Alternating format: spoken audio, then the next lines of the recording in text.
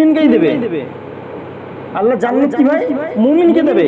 তবে মুমিনের অবস্থা, মুমিনের হালাত এরকম হবে, সে নিজেও নামাজি হবে, তার আহলে খানদান তাদেরকেও নামাজি বানাবে, এবং তার পরিবার, তার গ্রামবাসী তাদেরকেও নামাজি বানানোর ফিকিরে ঘুরবে।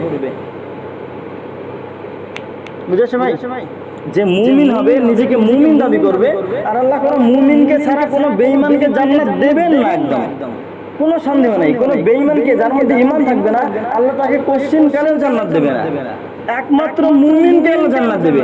আর মুমিনের পরিচয় কি? সে নিজে নামাজি হবে, তার ফ্যামিলিকে নামাজি বানাবে, হ্যাঁ, এবং তার পরিবারকে নামাজি বানাবে, এবং নিজের গ্রামকেও নামাজি বানানোর চিন্তাই করবে। এটা আমার বিবিকে আমি একটা কথা বললাম। এবারে আসি বাস্তবিক যে মুমিনের পরিচয় কি, মুমিনের পরিচয় কি।